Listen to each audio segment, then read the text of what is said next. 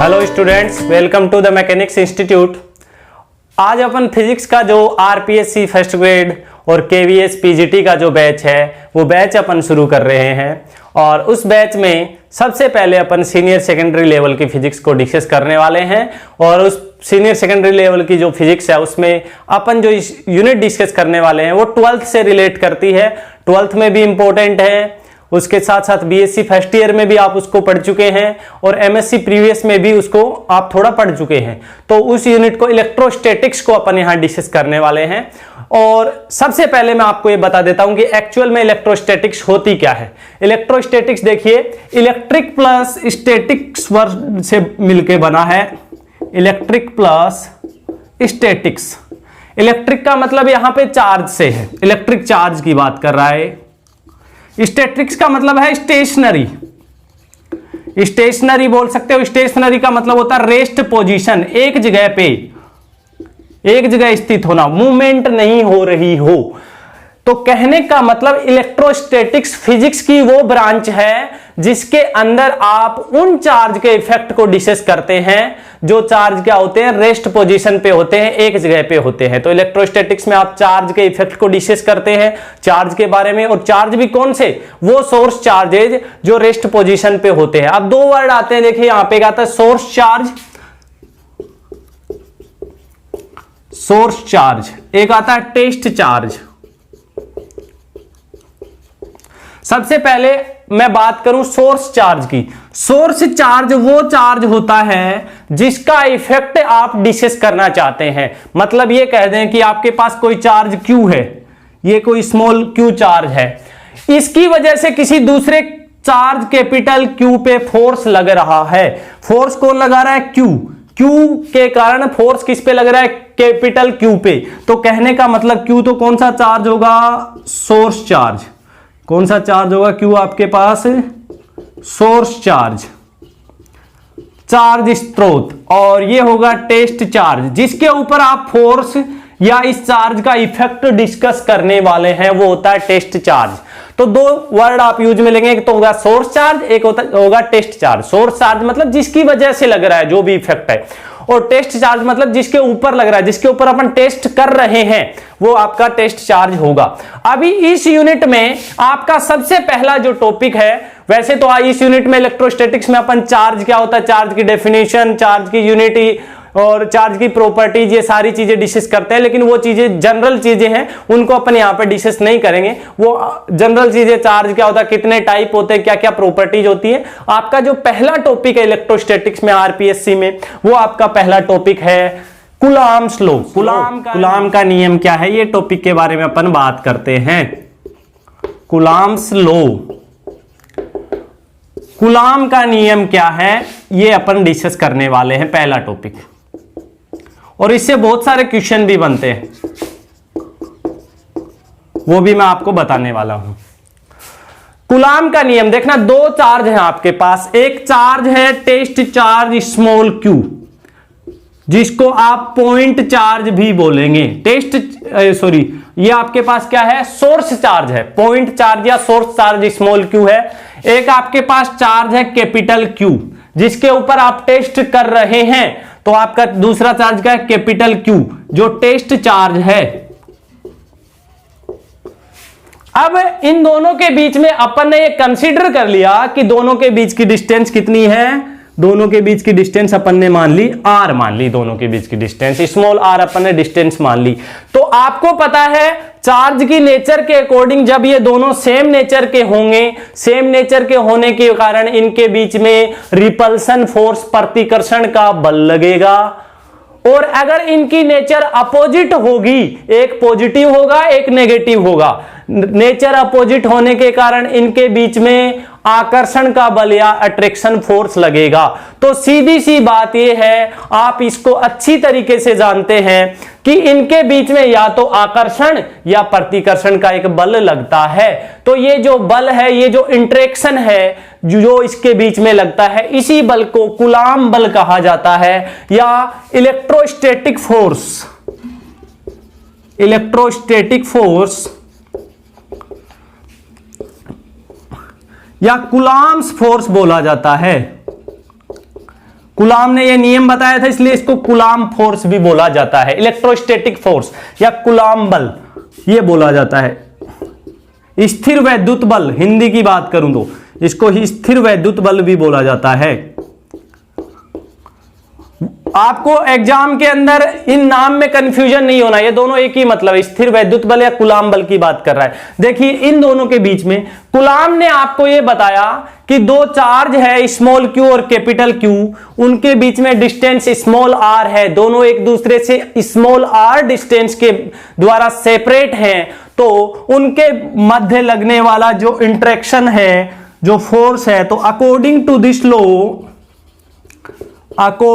This law the interaction force, interaction में दोनों आ जाते हैं आपके पास, रिपल्सन और attraction, interaction force between two point charges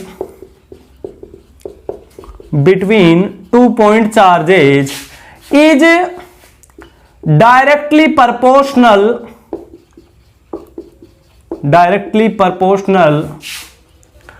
to the product of their magnitude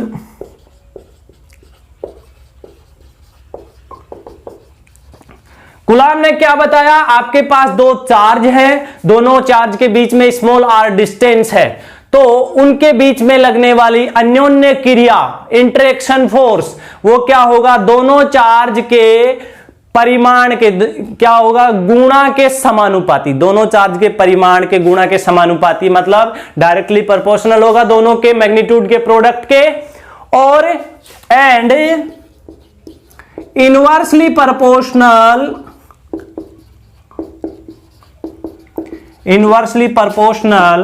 to the square of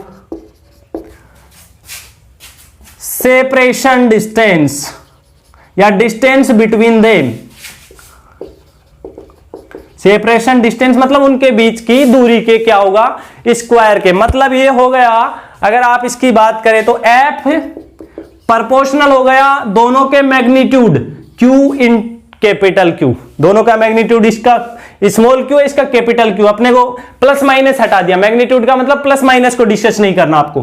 F पर इनवर्सली प्रोपोर्शनल होगा आर स्क्वायर के, ये मीनिंग है यहां पे, तो F इनवर्सली प्रोपोर्शनल किसके है, आर स्क्वायर के। अभी देखिए इन दोनों को कंबाइंडली मैं एक साथ लिख सकता हूं, किस तरीके से लिखे जाएंगे देखना, दोनों को जब अपन एक साथ लिखें तो ये आपके पास इस तरीके से लिखे जाएंगे,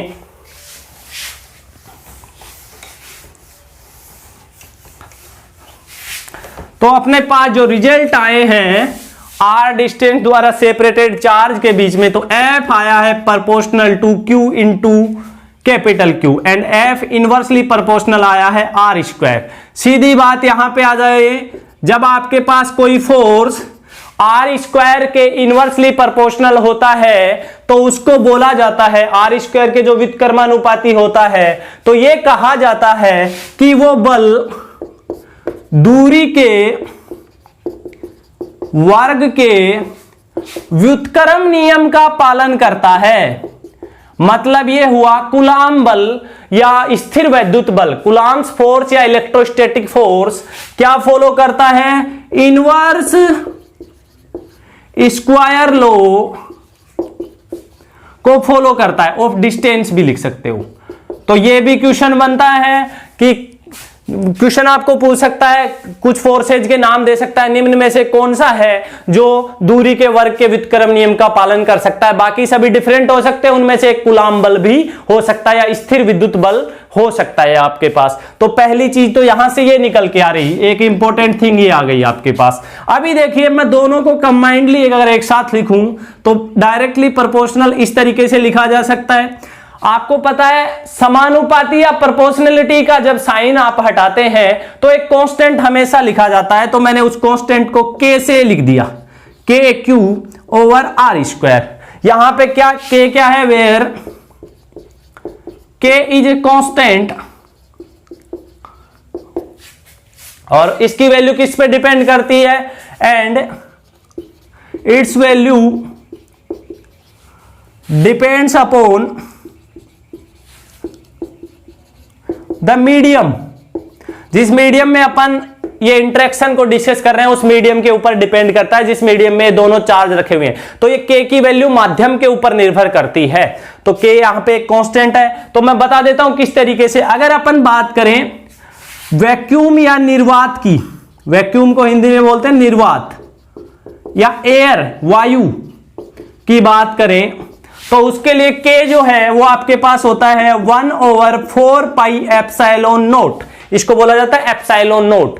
ठीक है, आपके पास k की वैल्यू ये होती है 1/4 पाई एप्सिलॉन नोट, या इसको ये भी लिखा जा सकता है 9 × 10 रेज 9, 9 गुणा 10 की पावर 9, और यूनिट क्या होती है इसकी newton into metre square over coulomb square. This one is very important, आपको क्वेश्चन इससे भी पूछता है फर्स्ट ग्रेड में कि जो k है उसकी यूनिट पूछ लेता है, k का जो आपके पास इकाई क्या है, तो ये चीज इंपॉर्टेंट है, यूनिट पूछता है या वैल्यू पूछ लेता है। तो वैल्यू तो जनरली नहीं पूछता, लेकिन यूनिट पे फोकस किया जा सकता है। k की यूनिट क्या होती है newton metre square into coulomb square. मैं निकालना भी बताऊंगा आपको कहां से निकाली जाती है, किस तरीके से निकाली जाती है।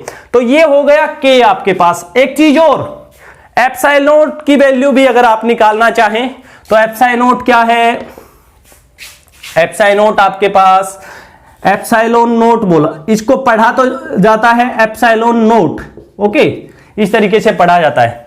अभी मैं बात करूं ये होता क्या है, इसको बोला जाता है परमिटिविटी या इलेक्ट्रिक परमिटिविटी भी बोलते हैं ऑफ वैक्यूम। ये तो वैक्यूम की है, अगर ये नोट आप नहीं लगाओगे सिर्फ एप्सिलॉन की बात करोगे तो वो हो जाएगी परमिटिविटी ऑफ मीडियम। कोई भी डाइलेक्ट्रिक मीडियम की हो सकती है वो, तो मीडियम की बात करूं मैं। ये होती है विद्युतशीलता, निर्वात की विद्युतशीलता, निर्वात की विद्युतशीलता। और ये आपके पास क्या होती है माध्यम की विद्युतशीलता। ये दो चीज आपके पास होती हैं, तो नाम भी आप ध्यान रखें, विद्युतशीलता होती है इसका नाम। ओके, अभी देखिए अपन बात करें ये जो विद्युतशीलता जो है वो क्या चीज होती है, उससे पहले अपन थोड़ा सा इसको पूरा करते हैं, फिर मैं विद्युतशीलता पे आता हूं। जो परमिटिविटी है उसकी बात करते हैं अपन। तो अभी मैं आपको बताता हूं k और एप्सिलॉन की जो वैल्यू है वो क्या होती है, उसका मात्रक क्या कैसे निकालते हैं, और उसके साथ ही उसकी विमा कैसे निकाली जाती है, डायमेंशन कैसे निकाली जाती है। तो देखिए मैंने आपको बताया एफ का फॉर्मूला क्या होता है 1/4 pi epsilon Q over r square. तो यहां पे इसको एक बार k भी लिखते हैं अपन, एक बार k के टर्म में लिखा अपन ने। तो k का देखिए, k का वैल्यू मैंने आपको बताया था 9 × 10 रेज 9, 9 गुणा 10 की पावर 9, यूनिट बता रहा हूं। अगर आप यहां से k निकालें तो k क्या आ जाएगा, देखिए F R square over Q, ये आ गया आपके पास। तो वो जो यूनिट मैंने लिखी है वो कहां से आई है, एफ की यूनिट क्या होती है आपके पास न्यूटन, आर की यूनिट क्या होती है मीटर, तो उसका स्क्वायर हो गया। चार्ज की यूनिट क्या होती है कूलम, तो कूलम का स्क्वायर हो गया आपके पास। तो यूनिट क्या आई थी इसकी newton metre square over coulomb square. अब मैं इसकी बात करता हूं विमा की, के की डायमेंशन सॉरी के की डायमेंशन या विमा कैसे निकालेंगे। देखिए मैंने आपको बताया है न्यूटन मतलब बल, बल की विमा क्या होती है याद रखेंगे, बता देता हूं, किसी को नहीं पता है तो बल की विमा 112 याद रखेंगे। और लिखी कैसे जाती है, तो न्यूटन की विमा हो गई m1 L1 T-2 112।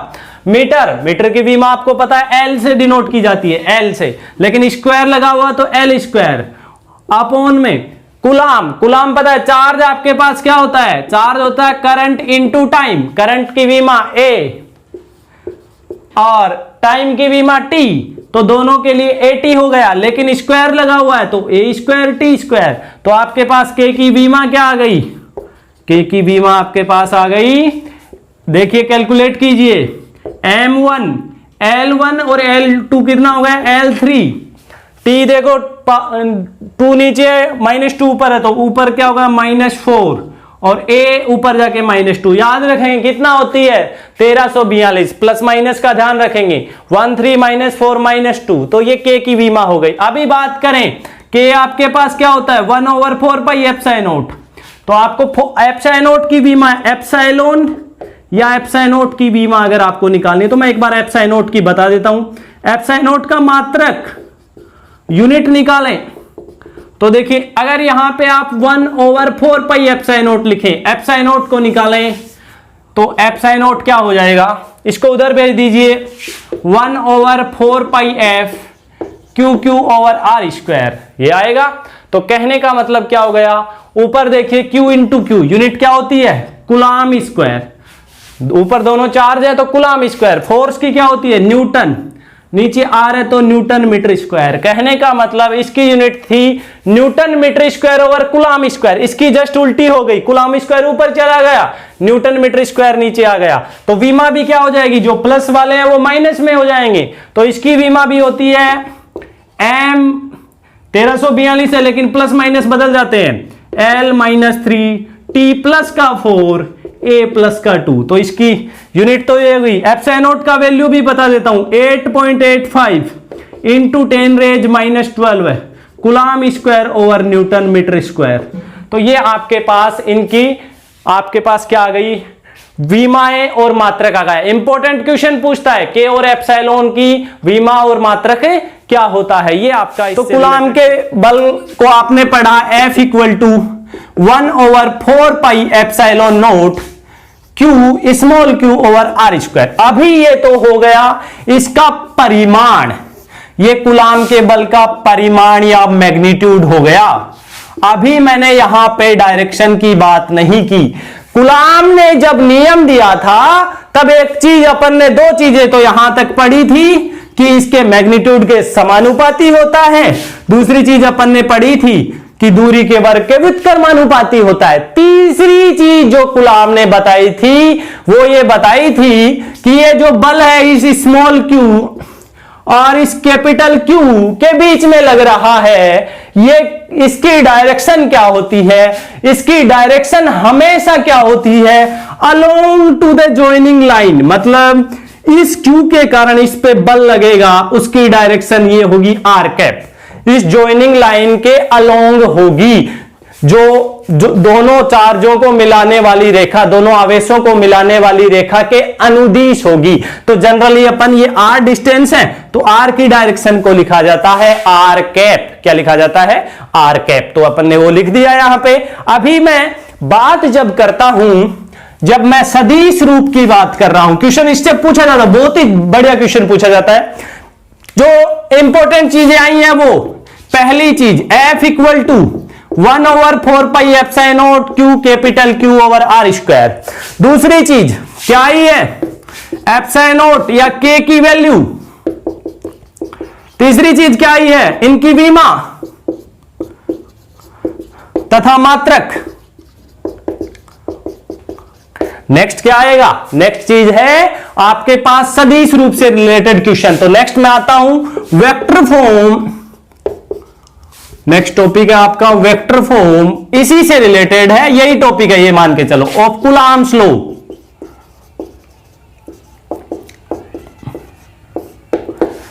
Coulombs law देखना क्या होता है वेक्टर फॉर्म, कूलाम के नियम का सदिश रूप। बहुत ही अच्छी चीज आने वाली है। देखिए आपके पास बहुत सारे चार्ज है, ये कोई चार्ज है Q1, ये कोई चार्ज है Q2, बहुत सारे टेस्ट चार्ज है, बहुत सारे आपके पास ये मानो पॉइंट चार्ज है, टेस्ट चार्ज नहीं पॉइंट चार्ज की बात करो, मतलब एक बिंदु जैसे आवेश है। ये Q3 है आपके पास, ये कोई Q4 है, यहां पे कोई चार्ज कैपिटल Q है, ऐसे बहुत सारे अनंत आवेश हैं।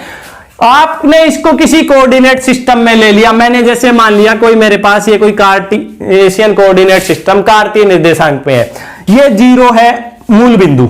देखना यहां पे Q1 का मूल बिंदु के सापेक्ष स्थिति सदिश या position vector of charge Q1 with respect to origin, उसको मैंने मान लिया R1। ओके, Q2 का जो चार्ज है वो जो पोजीशन वेक्टर है वो मैंने मान लिया R2 वेक्टर स्थिति सदिश।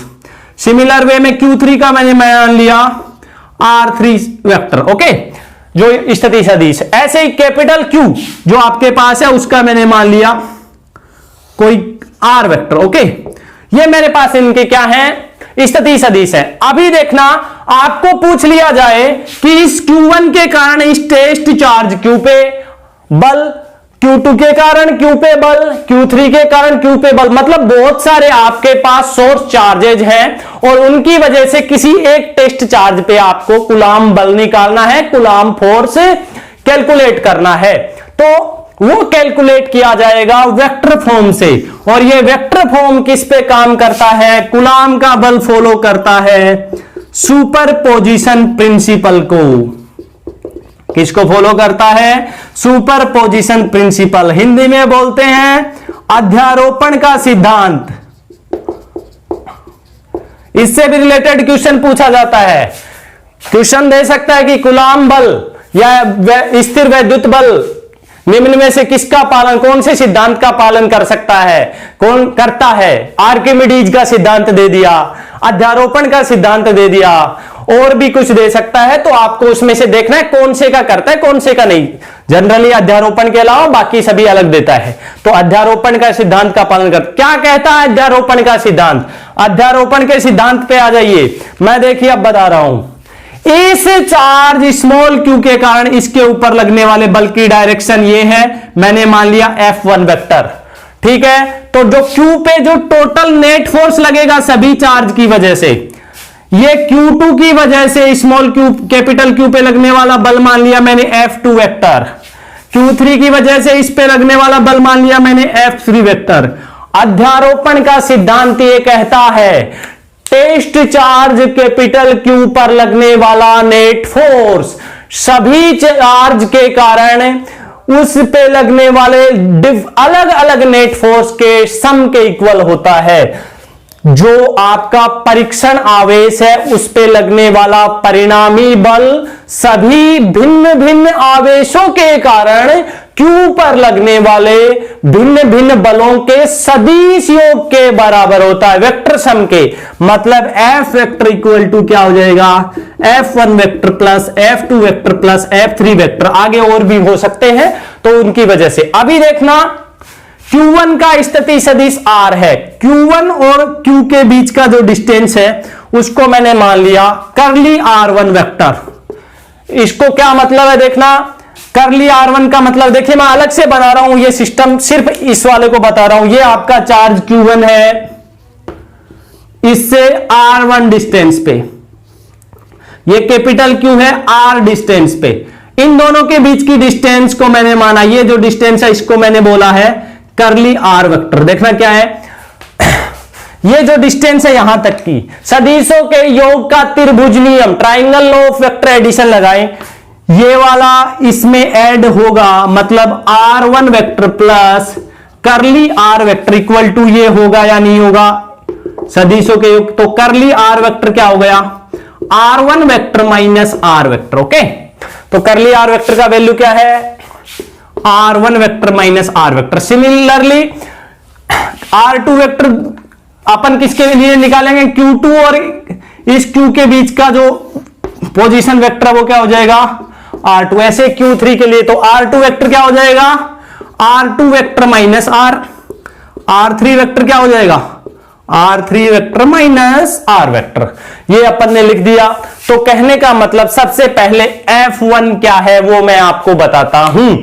तो देखिए F1 फोर्स है चार्ज Q1 के कारण कैपिटल Q पर लगने वाला बल। तो F1 की वैल्यू आप बताएंगे, तो F1 वेक्टर क्या हो जाएगा? 1/4 पाई एप्सिलॉन नॉट। तो एज इट इज किसके कारण लग रहा है? Q1 के कारण। किसके ऊपर लग रहा है? कैपिटल Q पे। दोनों के बीच की डिस्टेंस कितनी है? ये रही, तो डिस्टेंस का मैग्नीट्यूड का स्क्वायर, ठीक है। और डायरेक्शन को क्या लिखेंगे? R1 cap. इसका मैग्नीट्यूड तो R1 है और इसकी डायरेक्शन क्या है? R1 cap. हो गया आपके पास। सिमिलर वे में F2 क्या होगा? 1/4 पाई एप्सिलॉन नॉट तो आएगा। किसके कारण लग रहा है? Q2 चार्ज के कारण। किसके ऊपर? टेस्ट चार्ज Q के ऊपर। डिस्टेंस कितनी है? R2 का स्क्वायर, और ये क्या हो जाएगा? R2 cap. सिमिलर वे में F3 निकालेंगे और उसके बाद अपन अप्लाई कर देंगे किसको? सुपरपोजिशन प्रिंसिपल को। चलिए अप्लाई करते हैं। तो सुपरपोजिशन प्रिंसिपल अप्लाई किया तो क्या आया देखिए, एफ वेक्टर F1 की वैल्यू 1/4 पाई एप्सिलॉन नॉट सभी में है। अंदर क्या बचा इसके लिए देखिए Q1Q over R1 square R1 cap, okay, plus F2 vector क्या हो जाएगा Q2Q over R2 square R2 cap. ऐसे 3 वाले को जोड़ देंगे।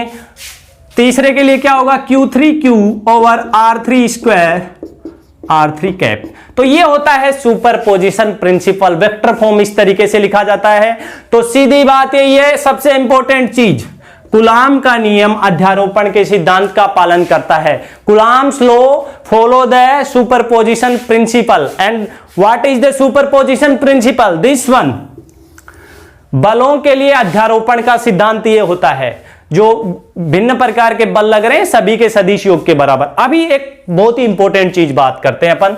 देखिए ये क्वेश्चन बहुत इंपॉर्टेंट है। आपके पास आपको 2 चार्ज दे दिए मैंने, एक Q1 एक Q2। अभी मैंने आपको ये नहीं बताया कौन सा टेस्ट चार्ज है कौन सा सोर्स चार्ज है, दोनों का नाम नहीं दिया मैंने। अब मैंने ये कह दिया मेरे को ये डिस्कस करना है Q1 पे कितना बल लग रहा है। एक सिस्टम है, एक निकाय है जिसमें 2 चार्ज है आपके पास। क्वेश्चन को समझना, क्वेश्चन एक निकाय है जिसमें 2 चार्ज है, 2 आवेश Q1 Q2 है आपके पास, Q1 और Q2। आपको निकाय का परिणामी बल ज्ञात करना है, परिणामी कूलाम बल ज्ञात करना है, वो आपको बताना। देखना आपको पता है Q1 का जो भी नेचर है वो Q2 के ऊपर बल लगाएगा। तो सबसे पहले Q1 जो Q2 के ऊपर बल लगा रहा है मैं उसको लिख रहा हूं F1 वेक्टर। Q1 जो Q2 पे बल लगा रहा है उसको क्या लिख रहा हूं, या फिर F12 लिख दो। 2 पे लगा रहा है कौन 1, 2 पे 1 लगा रहा है उसको मैंने F21 लिख दिया। तो क्या हो जाएगा 1/4 पाई एप्सिलॉन नॉट। कौन किस पे लगा रहा है, दोनों के बीच की डिस्टेंस R मान ली मैंने, R का स्क्वायर, और डायरेक्शन क्या हो जाएगी R cap. Okay, similar way में अगर मैंने ये मान लिया R कैप इस तरफ है, Q1 इसके इस तरफ बल लगा रहा है। अगर अब मैं बात करूं Q2 अगर Q1 पे बल लगाए तो इस तरफ लगाएगा, मतलब -R कैप। तो आपके पास F12 1 पे लगा रहा है 2 फोर्स, देखो 1 पे कौन अप्लाई कर रहा है 2, तो क्या हो जाएगा 1/4 pi epsilon naught Q1 Q2 R square. Distance तो वही है लेकिन डायरेक्शन क्या होगी अब -R cap. Total force, net force system का सुपरपोजिशन प्रिंसिपल लगा दो, F1 vector plus F2 vector क्या हो जाएगा 1/4 pi epsilon naught Q1 Q2 over R square. देखो दोनों में कॉमन है, direction R cap plus -R cap. तो ये देखिए R प्लस का और माइनस का दोनों कैंसिल हो गए। नेट फोर्स कितना आया F vector equal to 0। Net force कितना आया 0। कहने का मतलब कूलाम फोर्स जो है, कूलाम बल जो है वो एक कौन सा बल होता है, संरक्षी बल। कौन सा बल होता है, संरक्षी बल, कंजर्वेटिव फोर्स। किसी निकाय के ऊपर लगने वाला वो बल जो जिसका निकाय का जो परिणामी बल है वो 0 हो, निकाय का जो नेट फोर्स है वो 0 आए, उसको कौन सा बल बोला जाता है, संरक्षी बल, कंजर्वेटिव फोर्स। तो अगला जो मेन पॉइंट है वो क्या आया, कूलाम फोर्स है वो कितना आता है, नेट कूलाम फोर्स आता है 0। मतलब कैसा बल होता है, संरक्षी बल, या दूसरा नाम इसको बोल देते हैं केंद्रीय बल। तो क्वेश्चन पूछता है निम्न में से कूलाम बल होता है संरक्षी बल, असंरक्षी बल, इनमें से कोई नहीं या दोनों, बताओ। तो क्वेश्चन कैसा होगा आपका, संरक्षी बल, ये सॉरी केंद्रीय बल भी बोलते हैं इसको, संरक्षी की जगह केंद्रीय बल भी दे देता है, कंजर्वेटिव फोर्स या सेंट्रल फोर्स।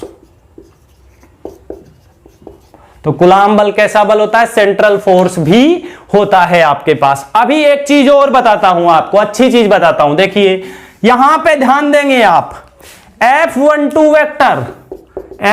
वेक्टर है और F21 वेक्टर के अंदर रिलेशन देखिए, दोनों का मैग्नीट्यूड अगर आप निकालें अगर आप डायरेक्शन को हटा दें, आर कैप और माइनस आर कैप को हटा दें, तो दोनों का मैग्नीट्यूड बराबर है या नहीं है, देख सकते हैं आप। इसका भी 1/4 pi epsilon naught Q1 Q2 over r square. R cap को हटा दीजिए एक बार, डायरेक्शन नहीं ले रहा हूं मैं, मैग्नीट्यूड की बात कर रहा हूं, परिमाण।